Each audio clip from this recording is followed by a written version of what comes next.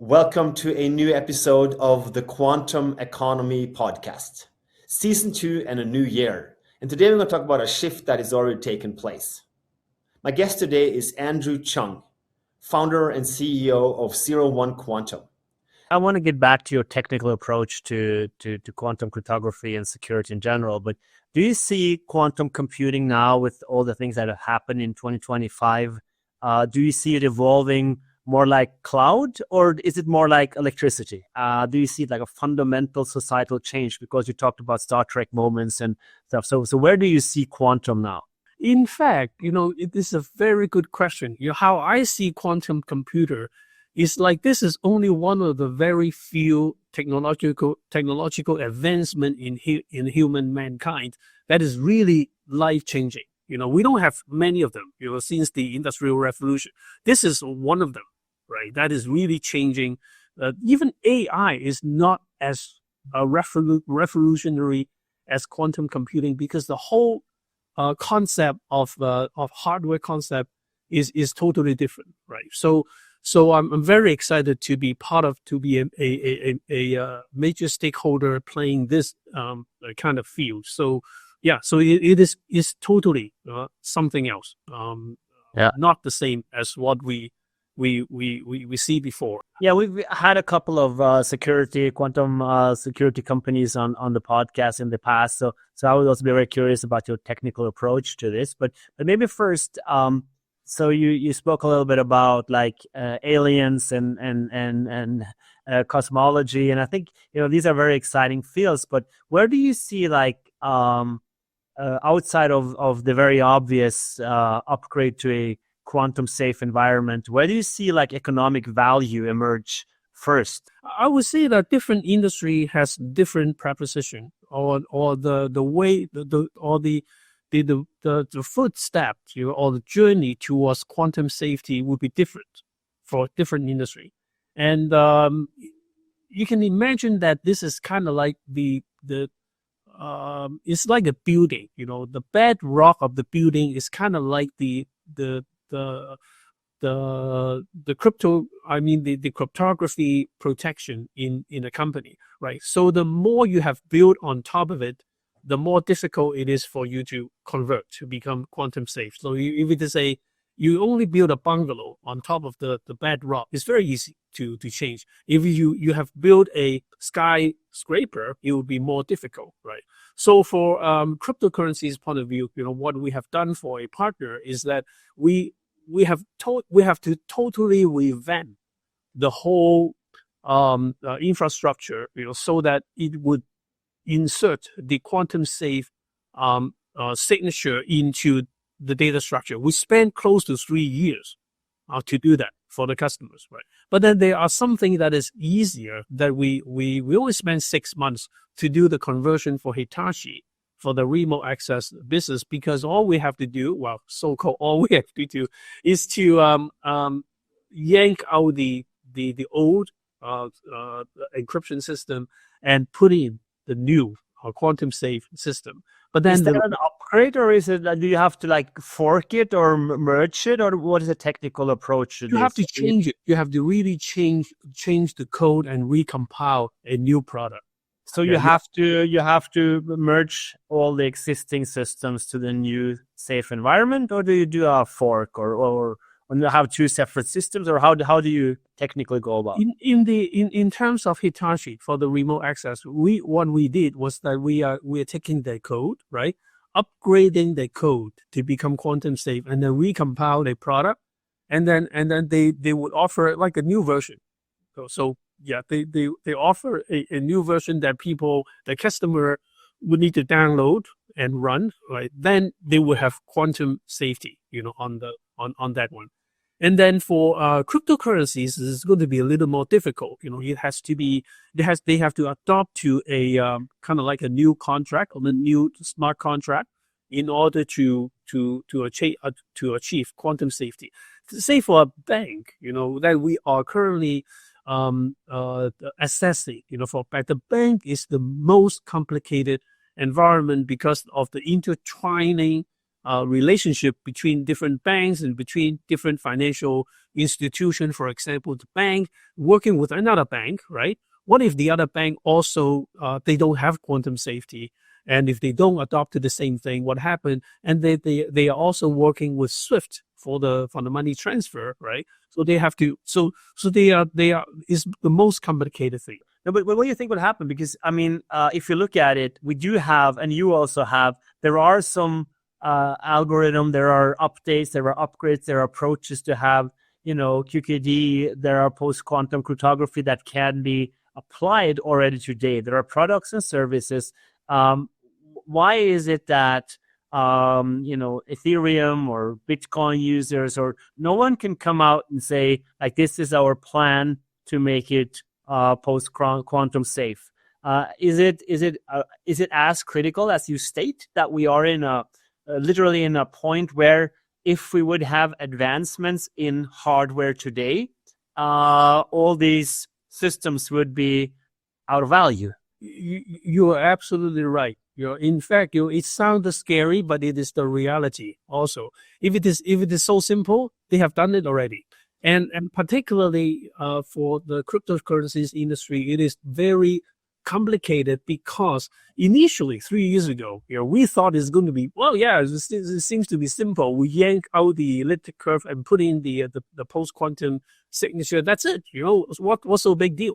But then we found that after digging ourselves, getting the hands dirty, we found that the data structure or the original design by Satoshi, right, or whether it's he, she, or they, was so efficient. It's so efficient that they don't even have an extra byte left in the data structure because they want the chain to be as efficient as possible, which they did it. Very, very slick and very clever design, but they're leaving no room for any kind of enhancement in the cryptographic world.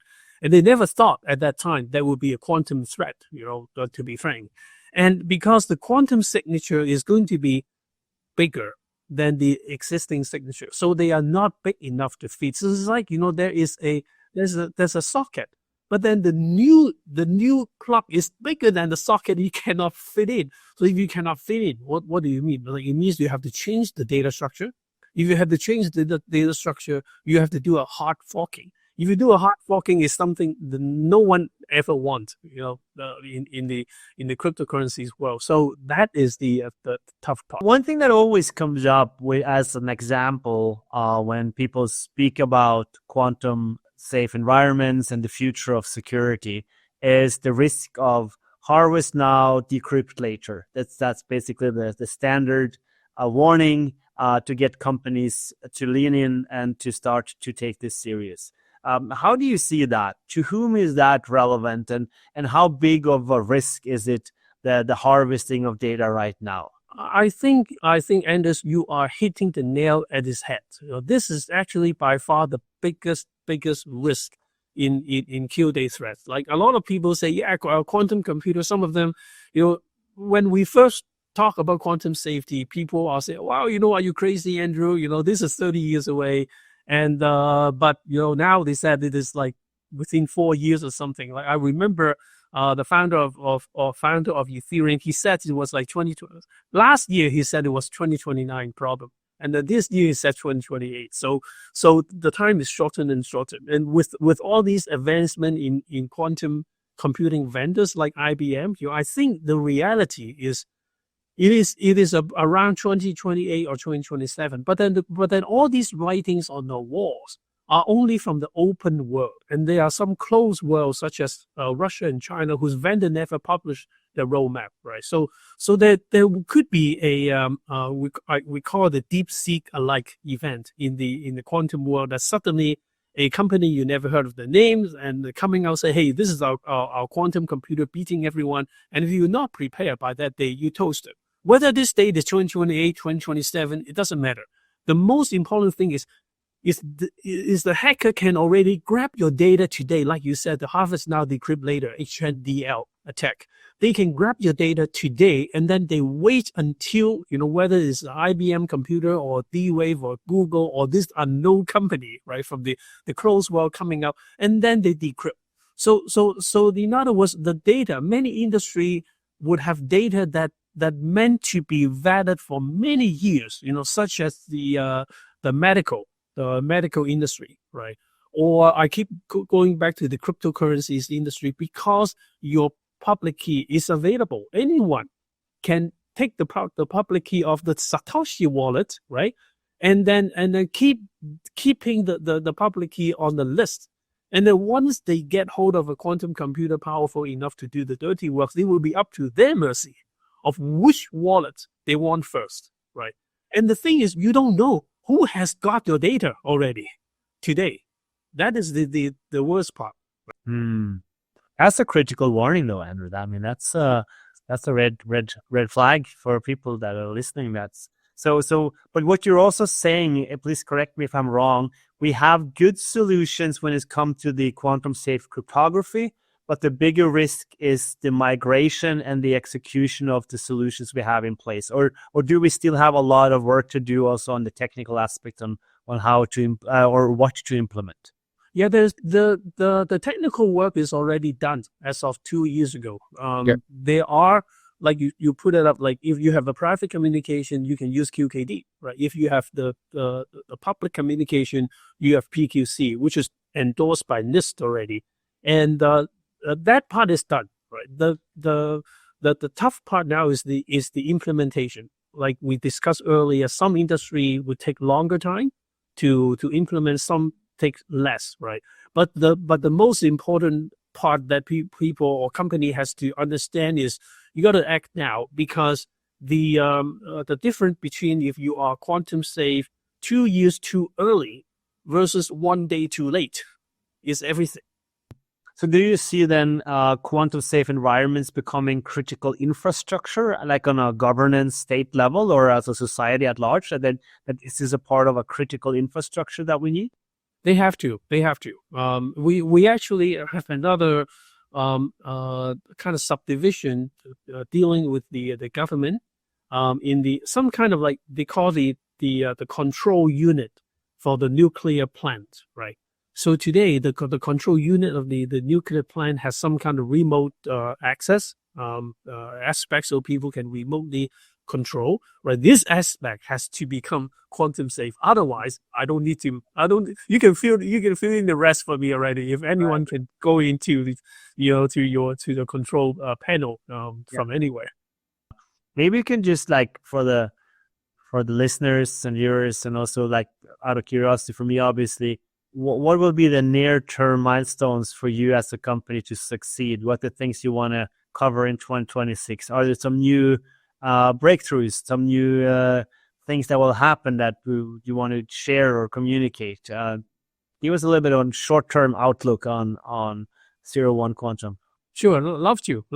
Actually, we are different from our competitor in the way that we are not just equip ourselves to help our customers to go through the PQC preparation journey, right? Our main thing is that we are having a slew of quantum safe product that end user can use. For example, we have the world first PQC compliant, like quantum compliant email system, so that it's working with your Outlook, so that if you are subscribing to the service and you install the plugin for Outlook, you can send quantum safe email to your colleagues. Okay, and so the email cannot be encrypted. Even the agencies has managed to intercept your email without the private key that only your recipient has. They can never read that message. I keep using that practical joke of saying that if 2016 Hillary Clinton has this technology, she will be in the Oval Office, not Trump, the first in the first administration. So that's one thing we have, and then we also have helped the cryptocurrencies vendor, as I mentioned, and also we have another platform going out. It's the crossover between AI and quantum safety, right? So AI, you probably know that they are all operating unencrypted. That's why it is very, very useful. But then there are certain industry who never would allow people to use AI, like the bank. They don't allow people using AI for the privacy issue. So credit card fraud detection, they're not using AI for the same reasons. Medical advice, they're not using AI for that same reason. So what we have done in the last probably 18 months was invented a method whereby we are encrypting both the user data and the AI model before they do the inference. So we are going to have the platform ready around middle of 2026, and we are already helping some government agencies and banking in that area. So yeah, there's a lot of things happening. It's the practical solution of quantum safety. It's not just the technology, but exactly what people can use, to protect in the post-quantum world. No hype, just delivery, just steady infrastructure and security. That sounds like the Exactly. message of 01 Quantum.